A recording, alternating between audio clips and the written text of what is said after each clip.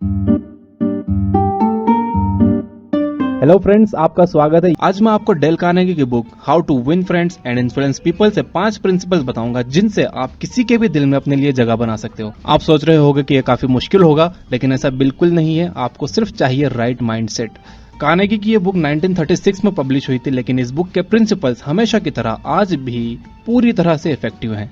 So let's begin. Principle number 1, अगर आप चाहते हो कि लोग आपको पसंद करें तो आप उन्हें क्रिटिसाइज मत करो। लोगों को क्रिटिसाइज करने और उनकी गलतियां निकालने से उनका बिहेवियर चेंज नहीं होता और इससे वो कुछ सीखते भी नहीं, क्योंकि इंसान रीजन से नहीं इमोशन से चलता है।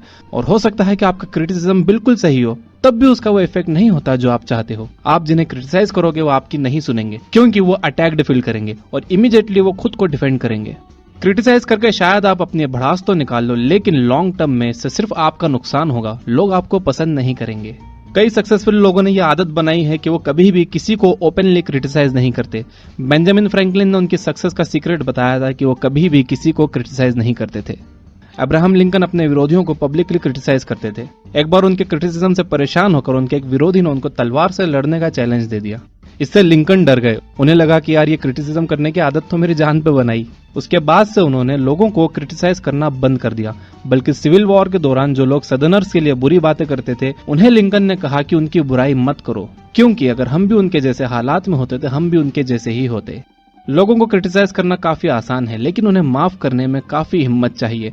तो अगर आप चाहते हैं कि लोग आपको पसंद करें तो आप लोगों को समझने की कोशिश करो, उनकी गलतियां एक्सेप्ट करो और आप एक रूल बना लो कि आप कभी भी ओपनली उन्हें क्रिटिसाइज नहीं करोगे, क्योंकि यह क्रिटिसिज्म आपके लिए ही बुरा है। प्रिंसिपल नंबर 2, अगर आपसे कोई गलती हुई है तो इमीडिएटली एक्सेप्ट करो।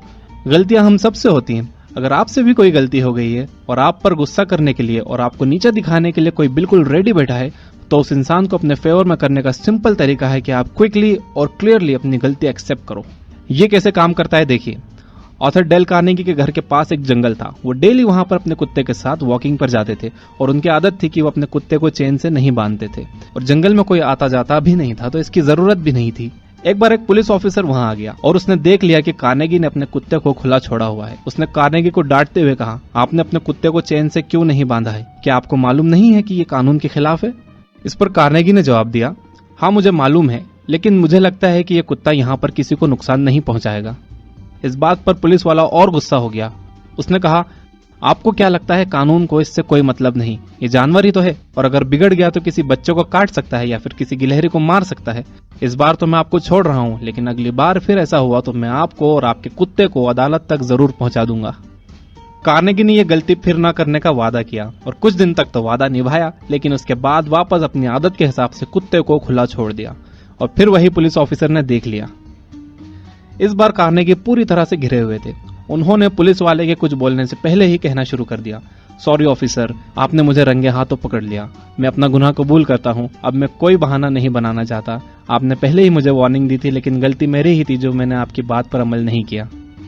इस पर पुलिस वाला धीमी आवाज में बोला, मुझे पता है कि सबको अपने कुत्ते को बिना बांधे घुमाना अच्छा लगता है, खास तौर पर तब जब जगह बिल्कुल सूनी हो। इस पर कार्नेगी ने जवाब दिया, सर अच्छा लगने से क्या होता है, मैंने तो कानून तोड़ा है।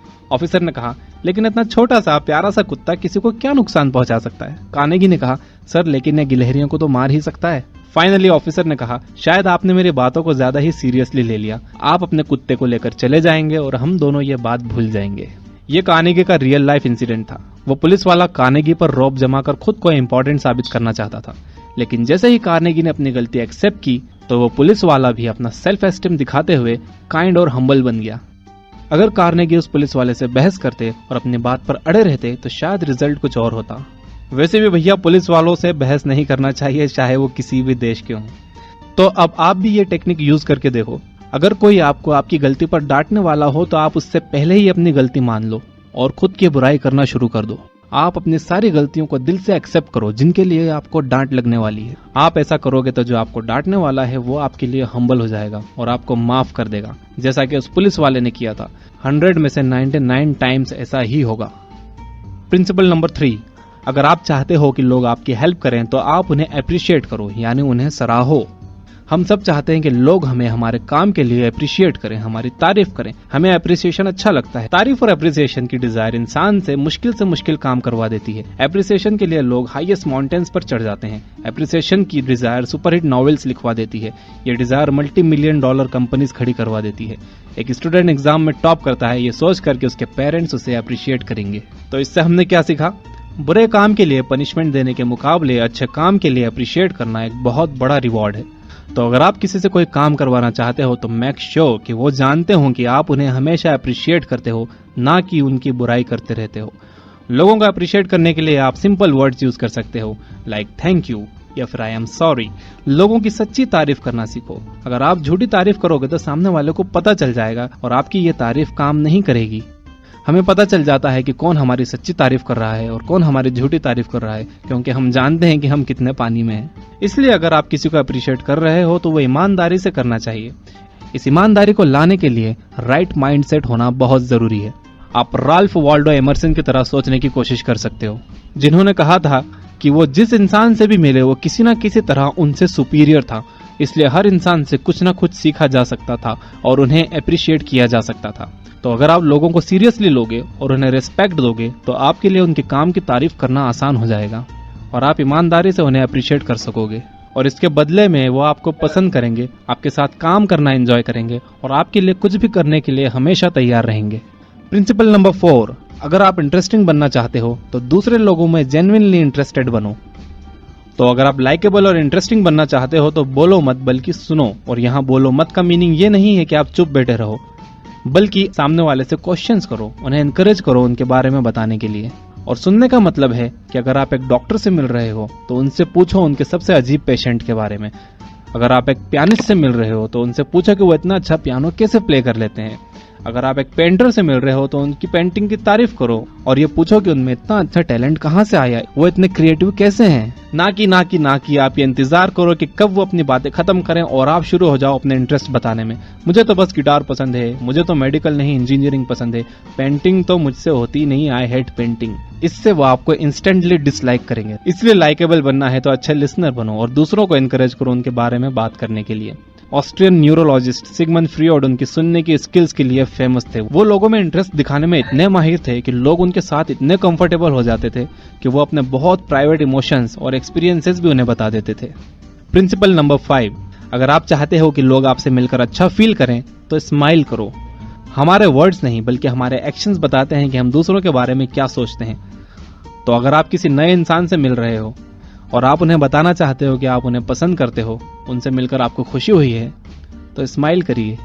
हम उन लोगों की तरफ ज्यादा अट्रैक्ट होते हैं जो हमें देखकर स्माइल करते हैं। अगर हम किसी नए इंसान से मिल रहे हैं और वो हमें देखकर स्माइल कर रहे हैं तो हम ऑटोमेटिकली उन्हें लाइक करने लगते हैं।